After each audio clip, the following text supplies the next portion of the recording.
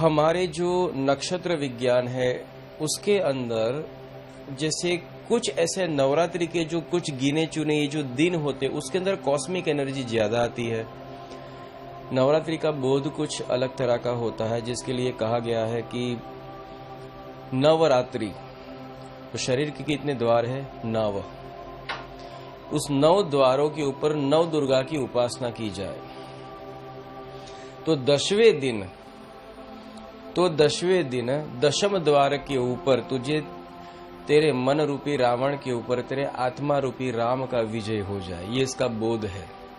दुर्गा का मतलब होता है क्या? तो दुर्ग मतलब किला। ये तुम्हारा शरीर है, वो एक दुर्ग है, एक किला है, और इस किले के 9 द्वार है। उस 9 द्वार के ऊपर 9 शक्तियां विहीन हो चुकी है। वहां उस शक्ति को जीतना है और उस दिव्य शक्ति को प्रस्थापित करना है। अब इसी 9 दुर्गा की तरह से उससे उच्च कोटि की अगर कोई उपासना होते, जैसे 9 दुर्गा की कही, यहाँ 10 महाविद्या की, तो नवरात्रि के दिनों में 10 महाविद्या की उपासना दशहरा तक करनी पड़ती है। और दशहरा में करने से व्यक्ति आत्मा से परमात्मा की ओर प्रयाण कर सकता है। उसके लिए 10 महाविद्या चाहिए। दुर्गम मार्ग है ये मार्ग। 10 महाविद्या का मार्ग हर कोई नहीं सिखाता, न इसके ऊपर हर कोई चल सकता है। परंतु nothing is impossible in this world. आपके अंदर वो जुनून होना चाहिए। एक बात याद रखना, जब तक आपके अंदर कोई जुनून है ही नहीं, जब तक आपके अंदर कोई जज्बा नहीं है, तब तक आप कोई भी कार्य नहीं कर सकते। जीवन के जो लक्ष्य होते उस लक्ष्य को पूरा करने के लिए जज्बा यहां से होना चाहिए। जैसे अगर कोई व्यक्ति तंबाकू खाने वाला है तो आप उसको देखना, थोड़ी थोड़ी देर में भी बाहर भाग जाएगा पर तंबाकू खा के आ जाएगा। कोई व्यक्ति खाने का शौकीन है तो उसको 1-1, 2-2 घंटे पे खाना चाहिए। वो कहीं से भी आगे पीछे होकर खाना खाता है, यहां तक कि रात को भी डिब्बा लेके सोता है, रात को उठ के भी खाना खाएगा। वो क्यों होता है? उसकी रुचि उसमें है। हमेशा काफी लोग मेरे पास आते हैं, कहते गुरुजी हमें हमारे मार्ग में सफलता नहीं मिलती। उसके पीछे का कारण सिर्फ यही है कि तुमने तुम्हारे कार्यों के प्रति कभी रुचि लगाई नहीं। जैसे अगर आप बिजनेस करते हो तो बिजनेस कैसे करते हो? अरे यार सर पे गिरा है, करना है। आपको शौक नहीं है। शौक मतलब आपकी प्रोडक्ट बेचने में एक आनंद आना चाहिए। जैसे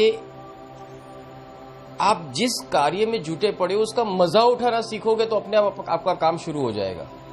आप क्या करते हो? जो आपको काम मिलता है उसको बर्डन मान बैठते हो। ये हमारे ऊपर बर्डन है, ये जो हमारे ऊपर जिम्मेदारी है, हम इसको कैसे निभाएंगे।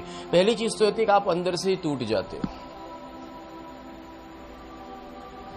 आप भयभीत ऑलरेडी हो ही जाते हो। जिंदगी में हर एक अवस्थाओं में जीतने की परिभाषा समझाऊं क्या? भय को जीतना। ये सब जानते हैं भय को जीतना, पर कैसे? वो अवस्था का कोई वर्णन कर सकता है क्या? भय को जीतने की अवस्था का कोई वर्णन कर सकता है? ठीक है, एक दृष्टांत बताता हूं। जैसे मेरे घर में एक चिड़िया है, मेरे पास आती है, खाना खाती है, और वो चिड़िया है वो थोड़ी सी डरती भी है। जब मैं उसको खाना खिलाने ले जाता हूं वो मुझे काटने का प्रयास करती है। वो मुझे काटने का प्रयास करती है, पर मुझे तो उसका काटना भी मजा ही जैसा लगता है। मैं वो चीज भी एक आनंद उसका उठाता हूं। जैसे इसके पास दाने यूं रखे तो यूं करके चोंच मारेगी तो मुझे हंसी आएगी, ले और चोंच मार, ले और चोंच मार। मुझे वहां डर नहीं लगा, समझना। मुझे वहां डर नहीं लगा। डर जैसी बात तो थी, मेरा हाथ काट खाए तो, पर मैंने उस चिड़िया को कभी डरने वाली चीज समझा नहीं। मैंने उसको तो खेलने वाली चीज समझा। और दूसरी चीज है, उस अवस्था में चला गया कि ये मेरा क्या कुछ बिगाड़ सकती है, तो हो ही नहीं सकते। तो चिड़िया है, यूं कर दूंगा तो मसल वो वही टूट कर बिखर जाए। तो ये तो मेरा कुछ बिगाड़ ही नहीं सकती। एक तो पहले मेरा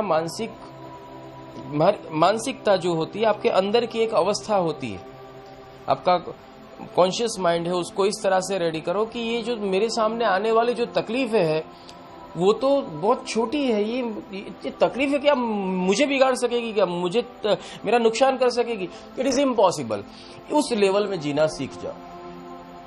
जैसे वो चिड़िया है तो मैं तो उसको खेलने वाली वस्तु समझता हूँ, प्यार वाली वस्तु समझता हूँ, और वो तो सोच ही नहीं सकता कि ये मुझे काटे, क्योंकि उसकी ताकत ही नहीं है। चोंच ज्यादा चोंच दबाएगी और क्या होगा, दर्द तो होने वाला ही नहीं है। मतलब beyond the level of the fear, जहां शंका तक न हो कि ये मेरा कुछ बिगाड़े, उस तरह से आप अपने जीवन की हर एक परिस्थितियों को चिड़िया समझो।